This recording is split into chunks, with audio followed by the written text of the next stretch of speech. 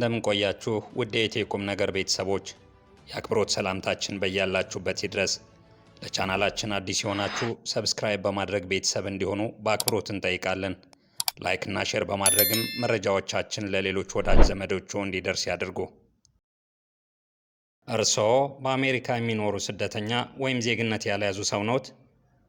ቤተሰቦ ወይም ሌሎች በዙሪያው ያሉ ሰዎችስ በስደት አሜሪካ ይኖራሉ? እንግዲያውስ ይህ ቪዲዮ በጣም አስፈላጊ ነው። እስከ መጨረሻው በአጽንኦት ይከታተሉ። ከመረጃዎቹ አብዝተው ያተርፋሉ።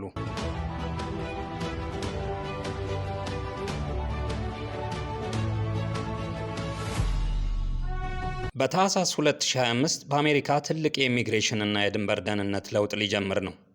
ይህ ለውጥም በሁሉም ዜግነት ባልያዙ ሰዎች ማለትም ቪዛ ባላቸው፣ ግሪን ካርድ ባላቸው ተጓዦች እንዲሁም ሕፃናት ላይ ተጽዕኖ ያሳርፋል። በዚህ መሰናዶ ምን እንደሚቀየር፣ ለምን እንደሚቀየር፣ በዚህ አዲስ አሰራር ማን እንደሚጎዳ፣ አፈጻጸሙ እንዴት እንደሚሆንና ምን አይነት ጥንቃቄ ማድረግ እንዳለባችሁ በዝርዝር እናቀርብላችኋለን። እስከ ፍጻሜው አብራችሁን እንድትቆዩ በድጋሚ እንጋብዛለን።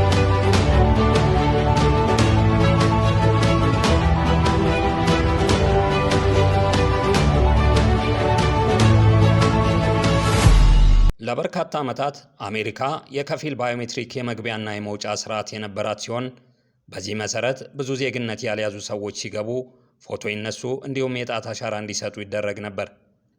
ነገር ግን ከአሜሪካ የሚወጡ ሰዎች ላይ የሚደረገው ቁጥጥር የላላና አስገዳጅ ተፈጻሚነት ያልነበረው ሆኖ ቆይቷል። ይህም ከሚወጡት ሰዎች መካከል ማን የቪዛውን የጊዜ ገደብ እንዳሳለፈ ወይም በሕገወጥ መንገድ ዳግመኛ እንደገባ ማወቅ አስቸጋሪ ሆኖ እንዲቆይ አድርጎታል።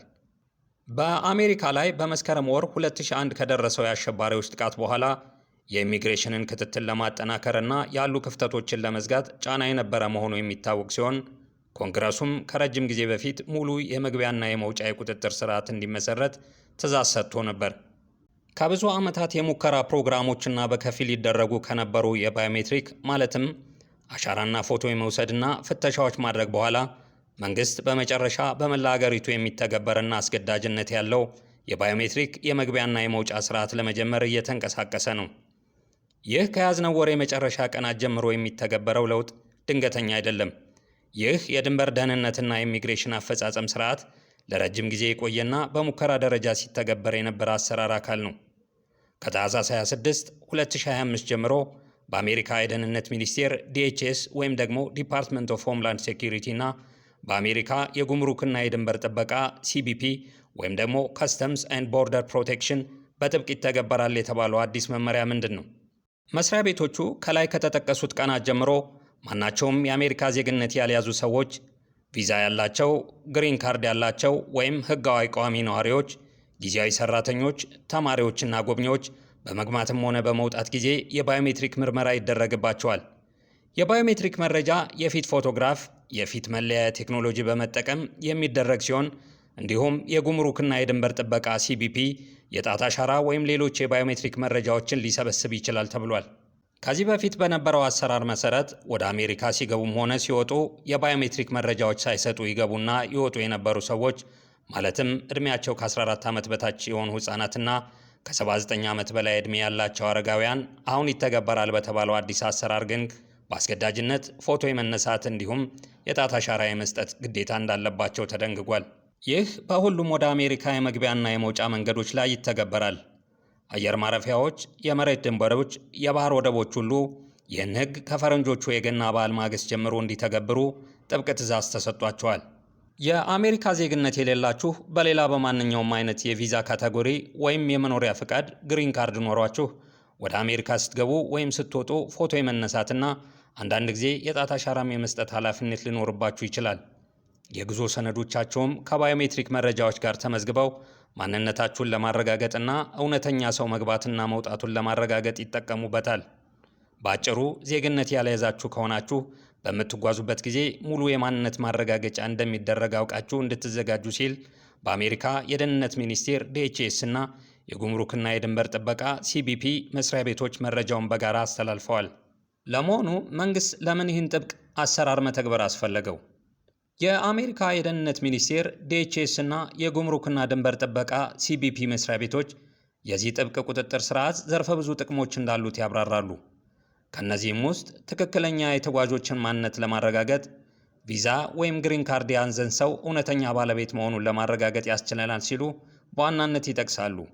ከዚህ በተጨማሪም በተጭበረበረ ቪዛ የሚደረግ ጉዞ፣ በሰዎች ማንነት ማጭበርበር ወይም ደግሞ አይዴንቲቲ ፍራውድ፣ የጉዞ ሰነዶችን ያለ አግባብ መጠቀምን፣ ከተፈቀደለት ጊዜ አሳልፎ ከአሜሪካ መውጣትና እንዲሁም የአሜሪካ ብሔራዊ ደህንነትና ድንበር ቁጥጥርን ማሻሻልና ማጠናከር ያስችላል ሲሉ ያክላሉ።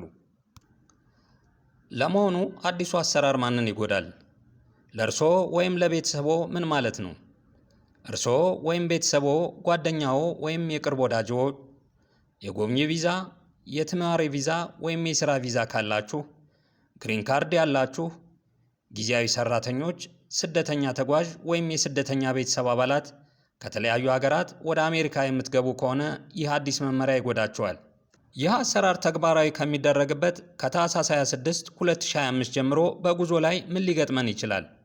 በተለያዩ ወደ አሜሪካ መግቢያና የመውጫ ቦታዎች ማለትም እንደ ኤርፖርት፣ የባህር በር እንዲሁም ድንበር አካባቢዎች ላይ በመግቢያና በመውጫ ጊዜ የአሜሪካ ዜግነት ካላቸው ሰዎች በስተቀር ሁሉም መንገደኞች ፎቶ የመነሳትና የፊት መለያ ቴክኖሎጂን በመጠቀም ሰነዶችና የተጓዦችን ማንነት የማመሳከር ካስፈለገም ደግሞ የጣት አሻራን ወይም ተጨማሪ የባዮሜትሪክ መረጃዎችን በመውሰድ የማጣራት ስራውን የአሜሪካ ጉምሩክና ድንበር ጥበቃ ሲቢፒ አጠናክሮ እንደሚሰራው ቀን መዘጋጀት ይኖርብናል።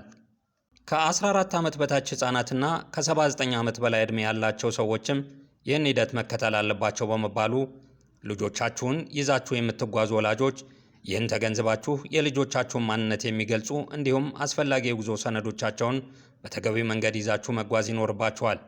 ሲቢፒ የጉዞ ሰነዶቻችሁን ከባዮሜትሪክ መለያችሁ ጋር የማገናዘብና የመመርመር ስራን ስለሚያከናውን ትክክለኛ ፓስፖርት፣ ግሪን ካርድ ወይም ቪዛ እና ሁሉንም የሚያስፈልጉ አባሪ ሰነዶችን ከእናንተ ጋር ይዛችሁ መጓዝ አለባችሁ።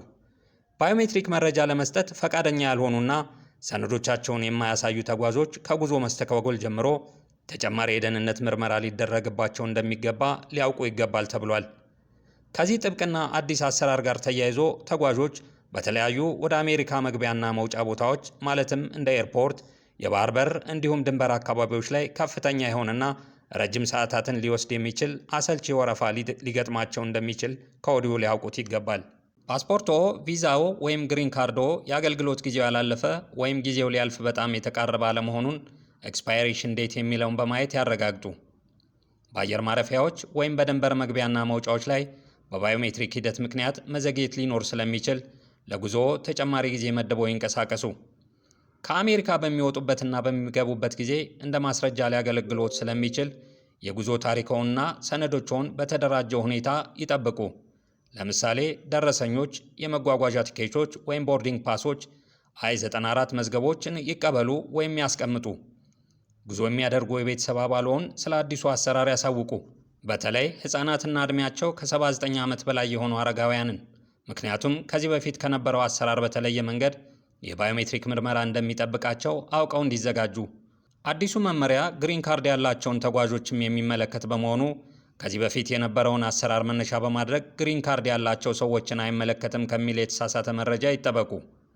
በጉዞ ወቅት ተገቢውን ጥንቃቄ አድርጉ ዘንድ እየመከርን ለእናንተ ይጠቅማሉ የምንላቸውን መረጃዎች በየዕለቱ ይዘን ስንቀርብ በፍጥነት መረጃዎች እንዲደርሷችሁ ቻናላችንን ሰብስክራይብ በማድረግ ቤተሰቡ የሆኑ ዘንድ በአክብሮት እንጠይቃለን። እናንተን አድማጭ ተመልካቾቻችንን ያማከሉ ዝግጅቶችን እንድናሰናዳ ይረዳን ዘንድ ከየትኛው የዓለማችን ክፍል ሆነው እያደመጡን እንደሆነ እንዲሁም ጠቅላላ ሐሳብ አስተያየትዎን በኮሜንት መጻፊያ ላይ ያስፍሩ። ለዛሬ ያሰናዳነውን በዚህ ፈጸምን። ቸር ይግጠመን።